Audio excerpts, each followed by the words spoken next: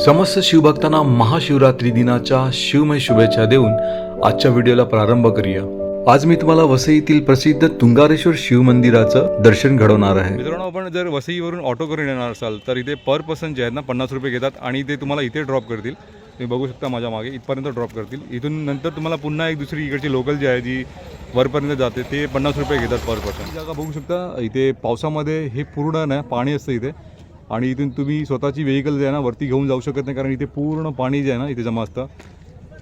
आता इथे पाणी नसल्यामुळे आपण आता बाईक आपली जे आहे ना वरपर्यंत घेऊन जाऊ शकतो। तुंगारेश्वर पर्वताच्या कुशीत 2137 फुटांवर वसलेलं हे महादेवाचं मंदिर फार जुने म्हणून प्रसिद्ध आहे। या ठिकाणी गेल्यावर भाविकांना आत्मिक समाधान लाभत असल्याने इथे फार गर्दी असते। तुंगारेश्वराच्या डोंगरावर वसई पूर्व सातिवली गावाच्या परिसरात हे मंदिर आहे। हिरवाईने नटलेला परिसर, डोंगर रांगा आणि फेसाळणाऱ्या धबधब्यांची पार्श्वभूमी लाभल्याने प्रत्यक्षात शंकराच्या दर्शनाला जात असल्याची भावना भक्तांमध्ये होते।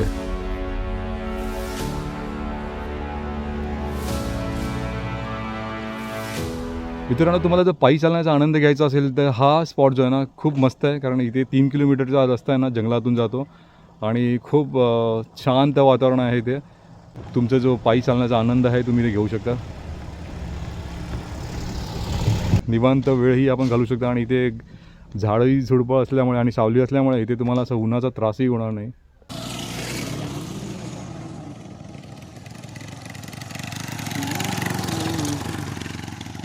तुम्ही जर पायी चालत येणार असाल तर हायवेपासून मंदिरापर्यंत यायला तुम्हाला जवळजवळ तासभर तरी लागेल। तुंगारेश्वर मंदिराजवळ आपण पोहोचलेलो आहोत। मागे बघू शकता आपण, इथे एंट्री आहे। इथे आपण एंट्री करून आतमध्ये जाऊया आता।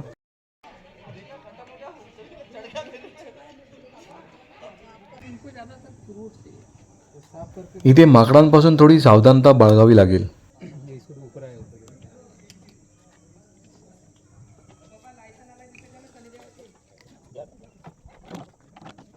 इथे आपण माझ्या मागे बघू शकता, इथे पार्किंगची व्यवस्था आहे। जर आपण आपली व्हेकल घेऊन येणार असाल तर इथे पार्किंग आहे। तर चला आपण आता आतमध्ये एंट्री करूया। मंदिराचा मी तुम्हाला टाईम दाखवतो। इथे मंगळवार ते रविवार आहे, सकाळी 6 वाजल्यापासून ते संध्याकाळी 8 वाजेपर्यंत आणि सोमवारी सकाळी 6 ते 10 वाजेपर्यंत। या देवस्थानाचा उल्लेख पुराण कथांमध्येही आढळून येतो। ह्या ठिकाणी असलेली शंकराची मूर्ती ही स्वयंभू म्हणून मानली जाते। महाशिवरात्री निमित्त तसेच श्रावण महिन्यातही भक्तांची अलोट गर्दी इथे पाहायला मिळते। तुंगारेश्वर मंदिरापासून 3 ते 4 मैलाच्या अंतरावर भगवान परशुरामांच्या वास्तव्याने पावन झालेले परशुराम कुंड हे तीर्थक्षेत्र आहे।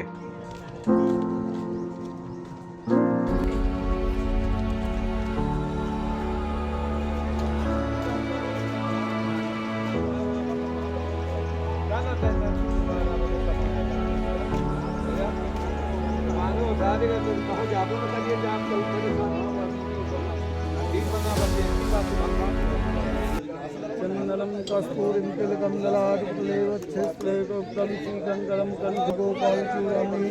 श्री तुंगारेश्वर महादेव की जय। नमः पार्वतीपते हर हर महादेव की जय। कृष्णाय वासुदेवाय हरे प्रवर्ते तके स्नासाय गोविंदाय नमो नमः। उस हिसाब से आप बुक लीजिए और उसमें से आप पूरा ज्ञान करिए। तुंगारगिरी भोलेनाथ का ही कूड़ा उस बुक में रहेगा आपका। एक परशुराम जी की स्थापना की गई मूर्ति है। हाँ। अच्छा, तो ये जो जगह है वो परशुराम जी की स्वयं शंभू है।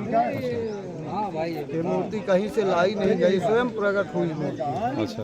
हाँ, इसका जो दर्शन करते हैं, जो मन्नत मांगते हैं, वो कार्य को सब सिद्ध करते हैं भोलेनाथ। अच्छा, स्वयंभू मूर्ति है यहाँ पे। हाँ। किसी ने लाया नहीं है यहाँ पे? नहीं, कोई नहीं लाया, नहीं गया है। एक तुंगारगिरी नाम का एक राक्षस था, वो जो है तो यहाँ पर भोलेनाथ को पूजा करते हुए प्रकट किया। वही वरदान दिए हैं भोलेनाथ को, और वरदान देने के बाद में फिर अत्याचार करने लगा तो उसका वध फिर परशुराम जी ने किया। अच्छा।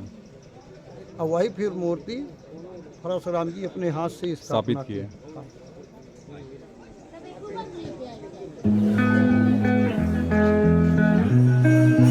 जय भोलेनाथ, हर हर महादेव।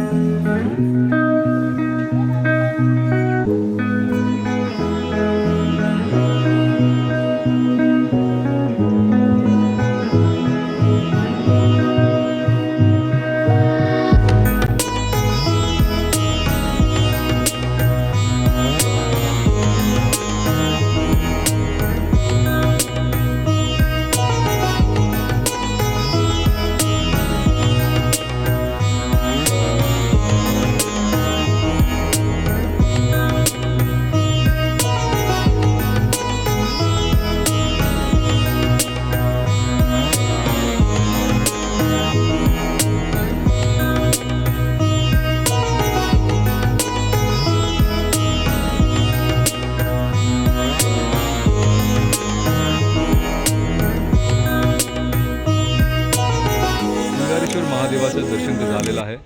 तर आपण आता खोडियार मातेचं दर्शन करायला आपण पुढे जाऊया. पावसाळ्यात तिकडचा नजारा आहे ना खूप सुंदर आणि अप्रतिम असतो. इथे पावसाळ्यामध्ये ना खूप पाणी पण असतं इथे आणि इकडचं सगळं हिरवंगार असतं आजूबाजूचा परिसर, त्यामुळे खूप छान वाटतं इथे. आणि पावसाळ्यामध्ये खूप सारे पर्यटक इथे येतात. आणि आता मी तुम्हाला दाखवतो, इथे एक मानवनिर्मित कुंड आहे. इथे माझ्या मागे बघू शकता आपण, हे जे कुंड दिसतंय ना इथे, हे मानवनिर्मित कुंड बनवलेलं आहे. इथे माझ्या मागे बघू शकता, इथे पावसाळ्यामध्ये हे तुडुंब भरलेलं असतं.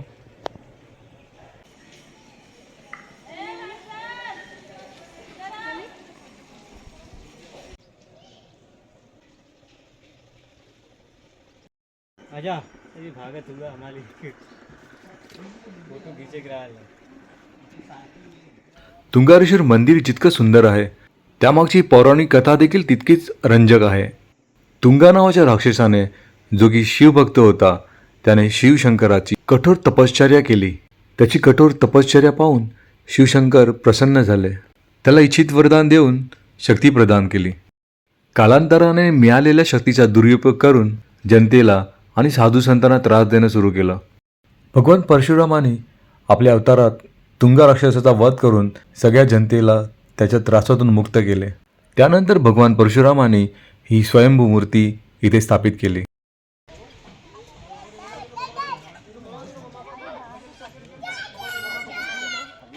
जर आपण आपल्या फॅमिलीसोबत, आपल्या लहान मुलासोबत आपण इथे येणार असाल तर इथे जे आहे ना मागे चिल्ड्रन्स पार्क बनवलेलं आहे. इथे खेळण्यासाठी बरेचसे उपकरणं पण आहेत इथे मस्त. तर आपले लहान मुलं जे आहेत ना इथे बोर होणार नाहीत. इथे खूप साऱ्या ॲक्टिव्हिटी आहेत खेळण्यासाठी, तुम्ही पाहू शकता व्हिडिओमध्ये. इथे बरीच मुलं जी आहेत ना, लहान मुलं रमलेली आहेत खेळण्यामध्ये. दुपारची वेळ झाली आणि आता भूक पण लागली आहे. तर आम्ही घरून आणलेला नाश्ता मी आणि सनीबाई सावलीमध्ये बसून आता करतोय.